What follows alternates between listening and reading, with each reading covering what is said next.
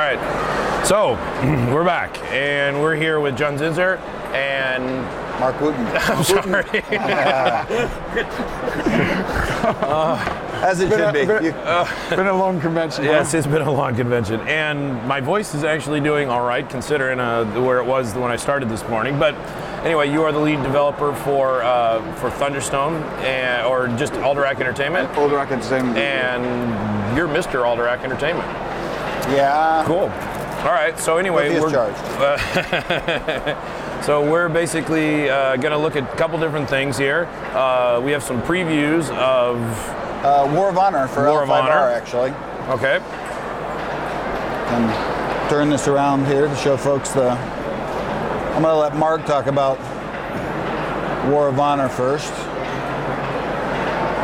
So we're starting to see this is a preview of what will be coming, essentially.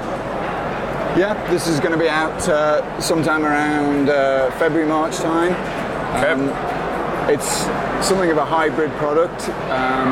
It uses the Legend of the Five Rings collectible card game mechanism, but it's a standalone product. Okay. For multiplayer, and has a hex-based arrangement that's different every time. Okay.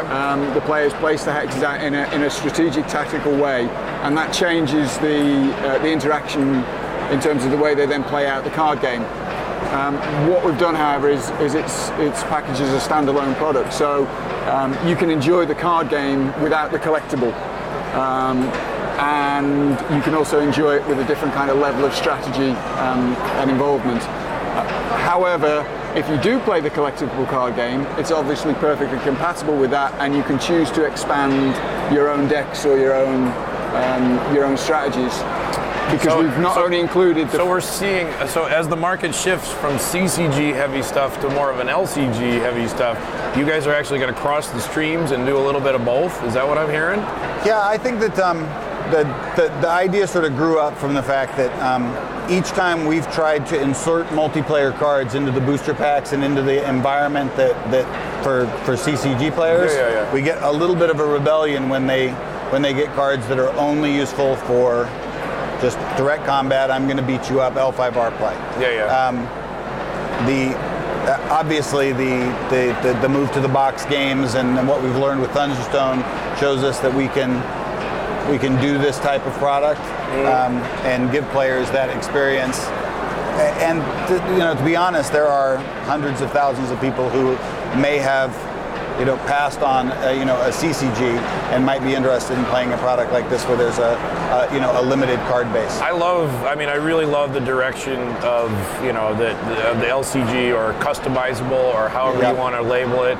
As the industry, as I said, it seems like the industry is moving that direction pretty rapidly, and I think it's actually a much healthier long-term relationship from publisher to consumer, just because they don't feel quite as ripped off or whatever. I mean, you feel like you're getting more for your money by doing standalones and things like that. You still buy all the expansions. I mean, it seems like it's a pretty good deal for everybody. I could be wrong, but yeah, I mean, it's.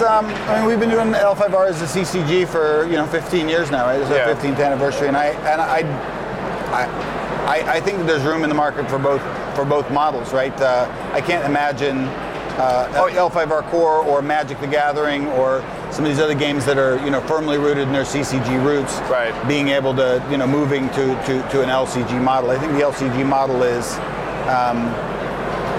I think it's ingenious, right? I guess a nice compliment. I didn't mean to say that it would replace CCGs. No, not at all. We don't. I mean, listen, we're worried about a bigger battle with computer games than we are with computer screens than we are with LCGs. So. Cool. All right. So, is there more art here? Go ahead, Mark. Yeah, what we've done to make it expandable with those who do play the collectible card game is we've also included we've included the hexes for those clans that don't actually appear in the product as the 4 decks. Okay. So, when you buy the product, you've got a standalone game, but you've also got something you can immediately play with your other cards if you are a collectible card game player. And as John said, we think there's opportunities to bring out additional smaller products that will fit particularly with War of Honor as opposed to with the wider collectible card game. That's cool. Yeah, and So we haven't it's- had an opportunity to play the Legend of the Five Rings game, right? This is going to give us an opportunity to showcase the best of the best, right? I mean, we went through 15 years of Stronghold art to help build our tiles, and they're gorgeous. Yeah, they're we're very amazing. proud But I of mean, how they look. We are very proud Then of again, them. you know, generally speaking, your art doesn't exactly suck. So this Thank is you just very much. this is just par for the course, I should think. But that's great. That's a cool idea. I like it. It's a novel's good. Yeah, we're very Excellent. excited about it. Cool. Well, we also have over here the latest expansion for Thunderstone, yeah.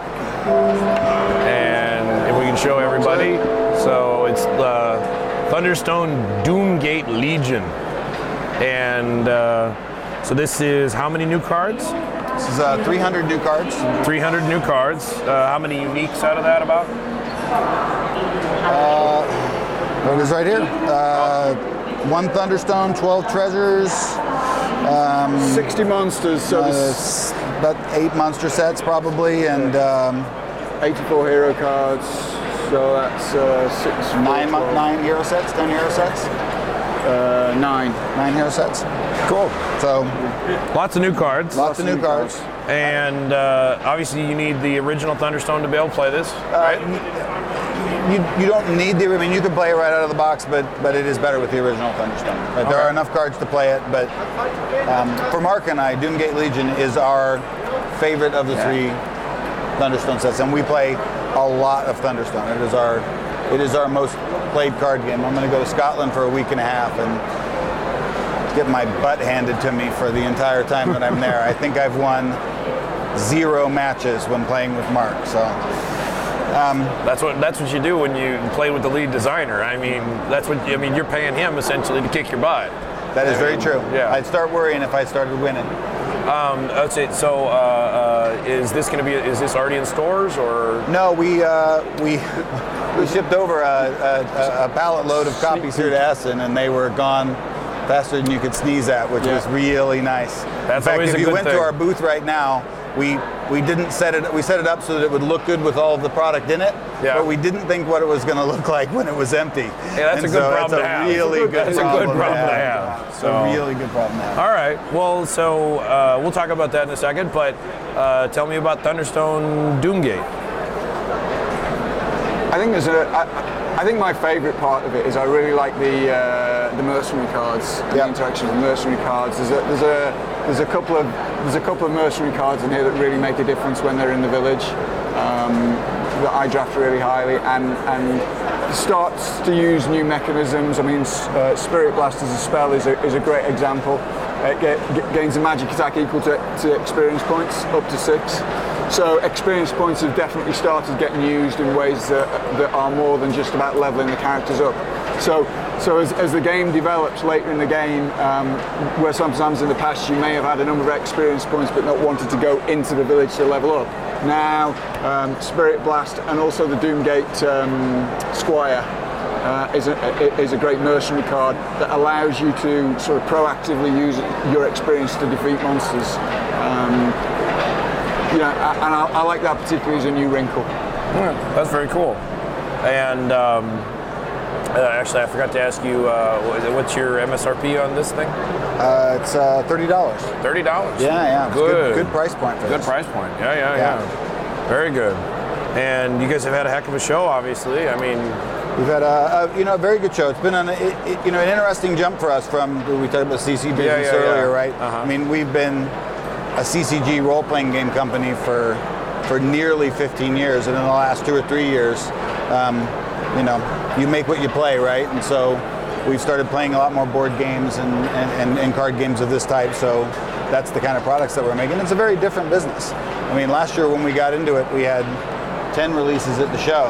And I think there were a number of people that came by our booth this year expecting sort of the same thing from us, right? Another 10 new releases. 10 new releases. That's not really our style, right? We released the 10 games last year because we did have a number of things that were sitting on the shelves from years past, and we were, trying to learn as much as we could about how you can best serve and produce games for this part of the industry. And it is very different than the CCG business. I can buy that, actually. I mean, I remember quite distinctly walking into the exhibit hall in Gen Con, and I mean, I'd heard of you guys in an L5R capacity, but all of a sudden I'm like, wow, where are all these things coming from? 10 new titles, I'm not surprised. So, but we're in a reason. I think we're in a reasonably enviable position as a company right now, right? We've had a huge hit with Thunderstone. We had an amazing partnership with the Dust Games Company, and we did that is a company that has a lot of stuff coming. And one of the reasons we looked to do the deal with Fantasy Flight, for people that don't know, we made a deal with Fantasy Flight to broker our rights to publish those products to them, because we basically would have been the Dust Tactics company, or the Dust Games Company. They have so many releases coming, and heavy balance between being able to publish the games that you work on and design yourself, and responsibility to a partner who has invested so much money in their releases. So between that and those products and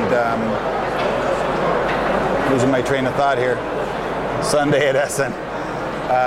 Everybody's always a half a step slower on Sunday.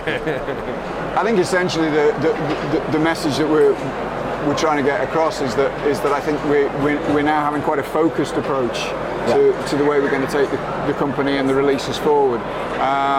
We've got a lot of good products still on the shelf that are maybe just need a final polish or are more or less done. But what we want to do is we want to make sure that we're releasing them at the right time, that we can really get our shoulder behind them and provide that kind of support and bigger player experience than just the game, right? I think as a company, one of the things we really like to do is and Thunderstone's a great example of this.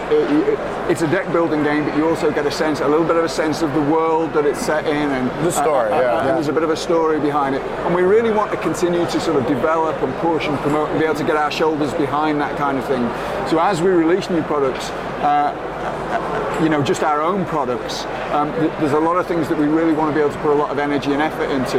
And so as John was saying, when we brokered that deal, part of that was just because, yeah, stick with what you know. Yeah, but it would have been unfair to our partners not to be able to give those products the kind of support that they deserve, because they're great products, and not be able to give our, the stuff that we're creating ourselves the kind of support they deserve.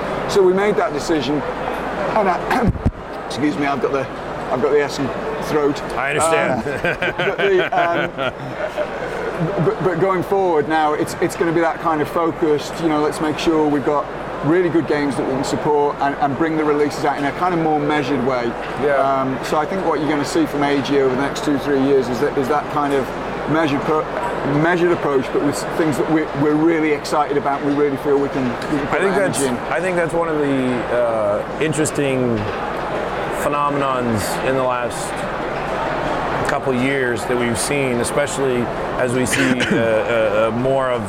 more games coming here, games going back to the United States, and we see a massive consolidation of companies that carry a lot of different products. Right. But I don't really believe that they're doing themselves I don't think they're doing themselves any service by carrying such a diverse group of games when they can't push the one that they don't really believe in the product, the product that they want. And so I don't think they handle it as well as they could. They figured just, hey, 30 games and they're going to work, and some of them are going to work and some of them aren't. I think it's important to kind of keep the guy who is invested in that game active and whatnot. Otherwise, I think you lose a little steam. I think it's fair to say that we very much believe in the things that we released. I mean, that's kind of part of our criteria. We believed in all the games that we released last year, but one of the things that we did learn with 10 releases, plus the support of the Legend of the Five Rings game, it's not just too much on a design bandwidth and a development bandwidth, but customer service and sales and marketing and support at conventions. That all it adds up. That all grows, and when you get too many things, for us at least, we found this to be the case. You end up with Red-Headed Stepchilds, and when a Red-Headed Stepchild is a game that you love, you're doing too many things. Right? I agree. I mean, next year for us, we've got massive L5R support always. We're going to immerse people more in what's going on with the Thunderstone universe.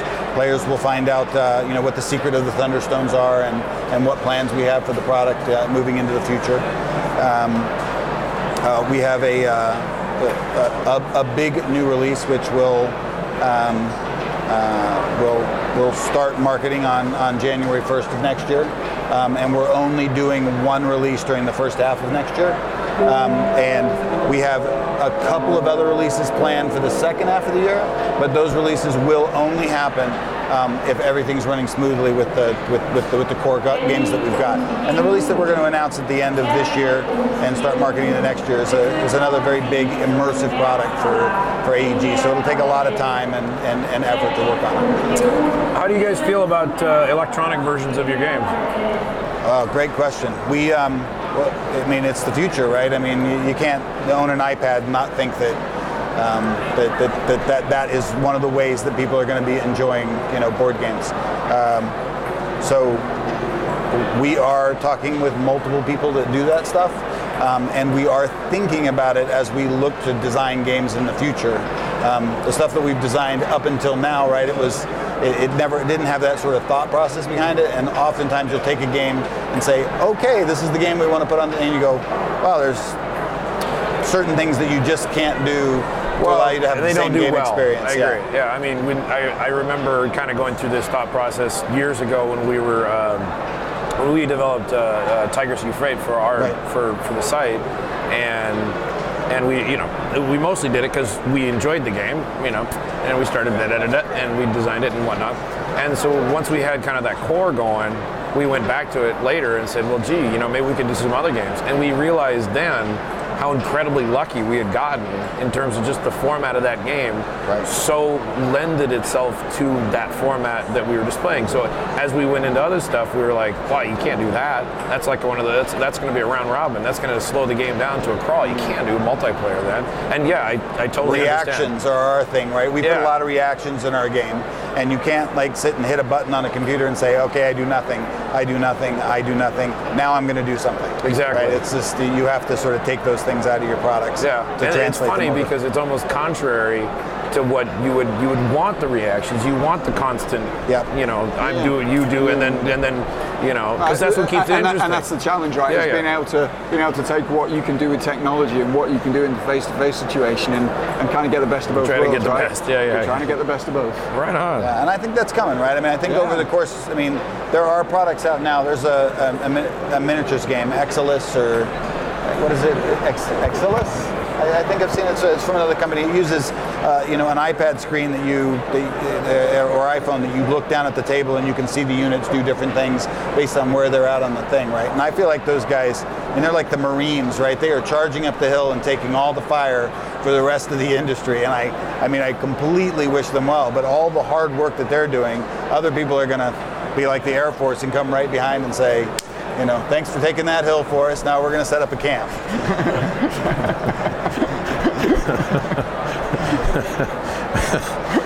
And we wish them the best of luck. We do wish them the best of luck. Guadalcanal aside, but hey.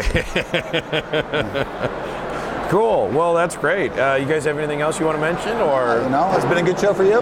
Oh yeah, it's been a beating, but we're getting there. Well, we appreciate what you do.